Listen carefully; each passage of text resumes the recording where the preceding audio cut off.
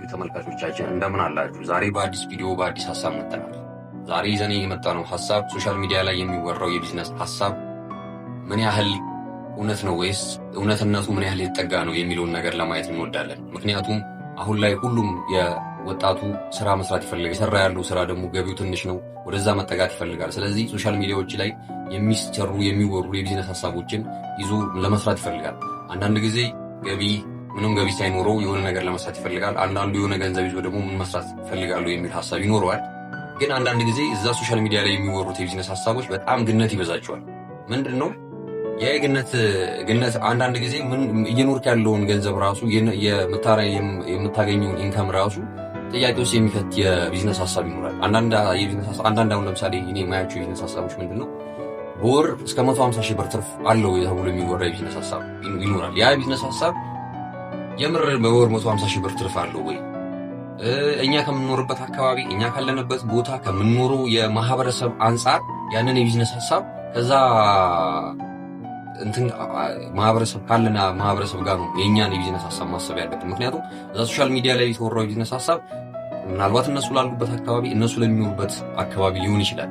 ግን ደግሞ ቪዲዮ የሚለቀቀው ለኢትዮጵያ ላለው ለወጣቱ እና የት ድረስ መድረስ አሁን ላይ ሶሻል ሚዲያ የት ድረስ እንደሚደርስ ይታወቃልና ምናልባት ያንን ታሳቢ ተደርጎ ቢሰራ በጣም መልካም ነው ላለው። አንዳንዱ በጣም ይጋነናል፣ በጣም ላፊ የተጋነነ ነው። አንዳንድ የቢዝነስ ሀሳቦቹ በቃ ማይሆኑ ሁሉ ይመስላል እና ምክንያቱም አንዳንድ ያለን የገንዘብ ደሞዝ ለምሳሌ አንድ ወጣት 10,000 12,000 ብር ሊሆን ይችላል ደሞዙ። ግን በወር 150 ሺህ ብር ትርፍ አለው ተብሎ የቢዝነስ ሀሳብ ሲሰራ አይደለም 12,000 ብር የሚበላ ወጣት ይቅርና 150 ሺህ ብር የሚበላ ደሞዝተኛ ይህን ስራ መስራት ይፈልጋል። ምክንያቱም 150 ሺህ ብር በወር ትርፍ አለው ስትባል፣ አንዳንድ ጊዜ ደግሞ ያ የተወራው ወሬ የምር እንደዛ ያመጣል ወይ? የቢዝነስ ሀሳቡ ራሱ እነዛ ሰዎች 150 ሺህ ብር ነው ትርፍ ያለው ያሉት የት አካባቢ ነው ያጠኑት? ቢዝነስ የተጠናው የት አካባቢ ያጥንተውት የትኛው አካባቢ የምር ሰርቶበት ነው 150 ሺህ ብር ሙሉ ትርፍ ሊኖር ይቻለው የሚል ሀሳብ አለ። አሁን ዛሬ እንደ ምሳሌ ለማንሳት የፈለግኩት አንድ የቢዝነስ ሀሳብ አይቼ ነበርና የቢዝነስ ሀሳብ ምንድን ነው የባህር ድንጋይ በሚሊዮኖች የሚሸጥ እስከ በሚሊዮን ደረጃ ይሸጣል የሚል ሀሳብ ነው። እና ያ የሚሊዮን ገንዘብ ይሸጣል ወይ? ያ የባህር ድንጋይ የምር የዛን ያህል ይሸጣል ወይ የሚል ጥያቄ ይፈጥራል። አንዳንድ ጊዜ ከምኖሩበት አካባቢ ካላችሁበት ማህበረሰብ አንጻር ያ የቢዝነስ ሀሳብ ትክክል ነው ወይ? ምናልባት እሱ ካለበት አንጻር ትልልቅ ከተሞች ላይ፣ ትልልቅ ሆቴሎች ላይ፣ ትልልቅ ቤቶች ላይ ግቢ ለማሳመር ሆቴላቸውን ለማሳመር ምናምን ሊጠቀሙት ሊገዙት ይችላሉ። ግን እናንተ ከምኖሩበት ሌላው ማህበረሰብ ከሚኖርበት አንጻር ደግሞ ይሸጣል ወይስ ይገዛል ወይ የሚለውን ነገር ስታስብ በጣም የወረደና የቀዘቀዘ ነው። ምክንያቱም አይታሰብም። አሁን ለምሳሌ እኛ የምንኖርበት አካባቢ ላይ የባህር ድንጋይ ይሸጣሉ ብለህ ብትወጣ ማን ነው የሚሰማ? እንደ እብድ ነው የምትቆጠረው።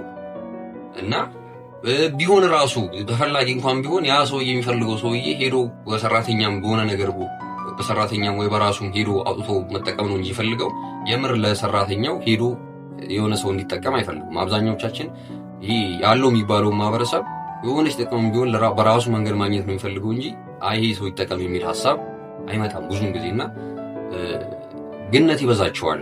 እነዚህ ሀሳቦች በጣም የተጋነኑ ናቸው። ብዙ ቢዝነስ ሀሳቦች ሲወሩ ለማጓጓት በቃ እንዲሁ ለማጓጓትና ቪዲዮውን ለማየት ያህል ቪዲዮ እንዲታይ ያህል ነው እንጂ የምር መሬት የወረደ ነገር ነው ወይ የሚለውን ነገር ብናስብ የምናይ ተመልካቾቻችን እነዚህ ነገሮችን ብናስብ ወጣቱ በጣም ይጓጓል። ያው ስራ ሁሉም የሆነ ነገር ማግኘት ይፈልጋል። የሆነች የተሻለ ነገር ላይ የተሻለ ነገር ይዞ የተሻለ ነገር ማድረግ ይፈልጋል እና ከዛ አንጻር እንዲጓጓ ነው የሚደረገው። እነዚህ ቪዲዮዎች አብዛኞቹ ለጉጉት የሚያደርጉ ናቸው እንጂ የምር መሬት ተወርዶ ሲታዩ እንደዛ አይደል፣ ሲሞከሩ እንደዛ አይደል። የቢዝነስ ሀሳቡን ስትሰሟቸው ስታዋቸው ቶሎ ወደዛ ውሳኔ ወይም ደግሞ ቶሎ በቃ መስጧችሁ ወደዛ ታሪክ ከመግባታችሁ በፊት እናንተ ከምትኖሩበት አካባቢ ከምትኖሩበት የማህበረሰብ ያላችሁበት ማህበረሰብ ምን አይነት ግንዛቤ ያለው፣ ለአዲስ ነገር ምን አይነት ሀሳብ አለው፣ አዲስ ነገር ሲመጣ የመቀበል ባህሪ ያለው ያላችሁበት የምትኖሩበት ሰፈር አካባቢያችሁን እነዛን ሰዎች በደንብ ማወቅ መቻል አለባችሁ። እንደገና ደግሞ የእኛ ማህበረሰብ እንደ ማህበረሰብ ራሱ እኛ አንድ ችግር አለብን። ምንድነው የሆነን ማቴሪያል በቲቪ የሆነ ማቴሪያል አሁን ለምሳሌ ቢታይና የሆነ ለዛ ማቴሪያል ፕሮሞሽን ቢሰራለት ያንን ማቴሪያል አጠገብ ያለ ሰው ወይ አካባቢ ላይ ያለ ሰው ቢሰራው ሰርቶት በርካሽ በአነሰ ዋጋ እንኳን ከዛ ባነሰ ዋጋ እንኳን ቢያቀርበው ማህበረሰቡ ያኛውን ውዱን ዕቃ መግዛት ነው የሚፈልገው። እዚህ ጋር የተሰራውን በርካሽ ዋጋ የተሰራውን ዕቃ መግዛት አይፈልግም። እና እንደዚህ አይነቶች የማህበረሰቡን ግንዛቤ ችግር አለብን። እና ልንሰራ ያሰብናቸውን የቢዝነስ ሀሳቦች በሚወሩት ልክ የተጋነኑ ሳይሆኑ ምናልባት ገንዘብ ሊያስገኙ ይችላል። እናንተ ከምትኖሩበት እናንተ ካላችሁበት አካባቢ አንጻር ወይም አጠገባችሁ ካሉ ሰዎች መጠቀም የምትችሏቸው ሰዎች ይኖራሉ። አጠገባችሁ በእነሱ የተነሳ የሆነ ነገር ማግኘት እንደምችሉ ማመን አለባችሁ። አጠገባችሁ ያለ ሰው ማን ነው? ምንድን ነው?